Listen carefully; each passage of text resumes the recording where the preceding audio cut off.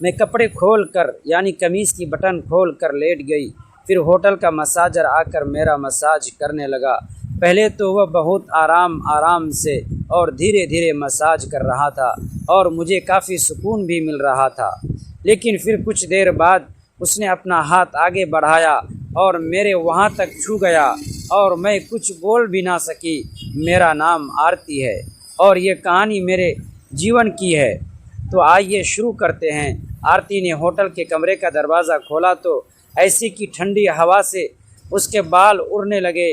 कमरा साफ था, सजावटी फूलों से भरा और बहुत महंगा दिखता था, लेकिन उसके चेहरे पर कोई उत्साह नहीं था।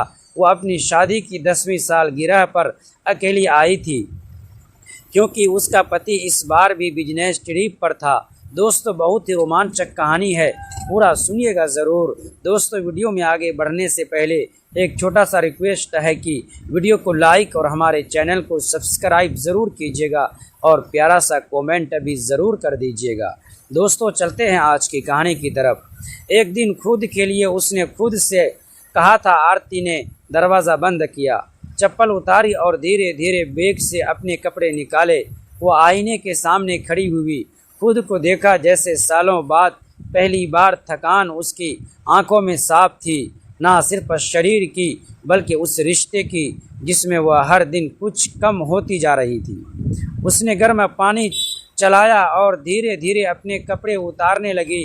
बाथरूम बहुत सुंदर था, संगमरमर की दीवारें, हल्की मध्यम रोशनी। आरती ने जैसे ही शावर ऑन किया, एक सुकून सा उतरा। पानी की हर बूंद जैसे बीते सालों का गुब्बार धो रही थी।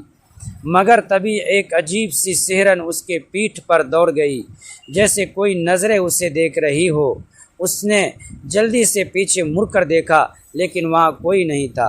पागल हो गई हो शायद, उसने खुद से कहा। बस थक गई हूँ। आरती टॉवेल में लिपटी बाहर आई और होटल के फ़ोन पर रिसेप्शन को कॉल किया। हेलो, मुझे एक बॉडी मसाज चाहिए। आज ही हमारे पास एक प्रोफेशनल है। विजय, क्या शाम 8 बजे ठीक रहेगा? हाँ, उसने झिझकते हुए कहा। शाम के 8 बजे दरवाजे पर एक दस्तक हुई। आरती ने दरवाज़ा खोला तो सामने खड़ा था एक लगभग 40 साल का शख्स। गहरी आंखें, सादे कपड़े और हल्की मुस्कान में कमीज़ के बटन खोलकर मसाज बेड पर लेट गई। कमरे में हल्की रोशनी थी और सुगंधित तेल की खुशबू पूरे वातावरण में फैली हुई थी। लंबे सफ़र और दिन भर की थकान के बाद मुझे लगा कि ये मसाज मुझे काफ़ी राहत देगी। कुछ ही देर में होटल का मसाजर कमरे में आया और उसने अपना काम शुरू किया। शुरुआत में उसका व्यवहार पूरी तरह पेशेवर था।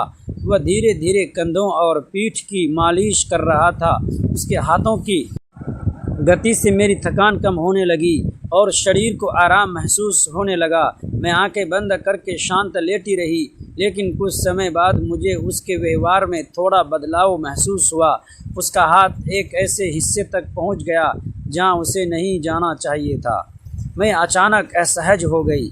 मेरे मन में कई तरह के विचार आने लगे। मैं समझ नहीं पा रही थी कि ये गलती से हुआ है या जानबूझकर। कुछ क्षणों के लिए मैं बिल्कुल चुप रह गई।